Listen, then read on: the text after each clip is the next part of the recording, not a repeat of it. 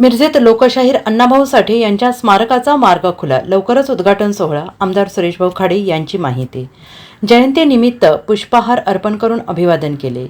लोकशाहीर अण्णाभाऊ साठे यांच्या 105व्या जयंतीनिमित्त माजी मंत्री तथा आमदार सुरेशभाऊ खाडे यांनी लोकशाहीर अण्णाभाऊ साठे यांच्या पुतळ्याला पुष्पहार अर्पण करून अभिवादन केले. तसेच गेली कित्येक वर्ष प्रलंबित असलेला लोकशाहीर अण्णाभाऊ साठे यांच्या स्मारक करण्याचा मार्ग खुला झालेला असून लवकरच याचा उद्घाटन सोहळा घेणार असल्याची माहिती आमदार सुरेशभाऊ खाडे यांनी दिली. तसेच ज्येष्ठ नेते सुरेशबापू आवटी, माजी नगरसेवक योगेंद्रदादा थोरात, पांडुरंग कोरे, दिगंबर जाधव, मिरज शहर अध्यक्ष चैतन्य भोकरे, अनिता हार्गे, अण्णा रसा, राहुल रसा, जयगोंड कोरे, विक्रम पाटील, ज्योती कांबळे, अजगर शरीक मसलत, लोकशाहीर अण्णाभाऊ साठे पुतळा समिती यांच्यासह भाजप पदाधिकारी उपस्थित होते.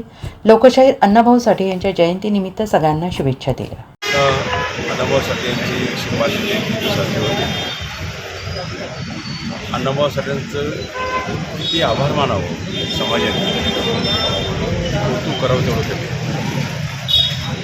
हा महामानव कमी शिकलेला, 1.5 दिवस शाळा घेतली, आज जगाच्या पाठीवर साहित्य रत्न म्हणून तिथला पुरस्कार त्याला पटवला. ह्या दृष्टिकोनातून त्यांनी जे समाज बौद्धिक काम केलं, समाज सुधारण्याचं काम केलं, आपल्या लावणी असतील, काय भजन असतील, काय कादंबरी असतील, त्यांची फकीरा कादंबरी खूप असते. आणि फकीरा कादंबरीने आज फोटो बघितला की ते बाबासाहेबांना ते सपोर्ट करताना त्याचा फोटो कामगारांच्याबद्दल तर त्यांनी खूप अगदी असे आवाज उठले. ते म्हणायचे ही पृथ्वी शेष नागाच्या डोक्यावर नसून ही कामगारांच्या तळहातावर उभी राहिली, त्यामुळे कामगारांना सांभाळलं पाहिजे. आम्ही कामगार मंत्री असताना निश्चितच तो आदर्श घेऊन आम्ही कामगारांना निश्चितच प्रयत्न केला, कामगारांना न्यायाचा प्रयत्न केला. आणि जयंतीच्या निमित्तानं आज शहरामध्ये, देशामध्ये, महाराष्ट्रामध्ये मोठे सोहळे तयार होतात. निश्चितच बाबासाहेबांच्या स्मारकासाठी मला बऱ्याच लोकांनी पाठपुरावा केला. फाईल तयार होऊन 50 लाख रुपये धरलेले आहेत त्याला, आणि 50 लाख धरलेले आहेत त्याच्या सेला फाईल केलेली.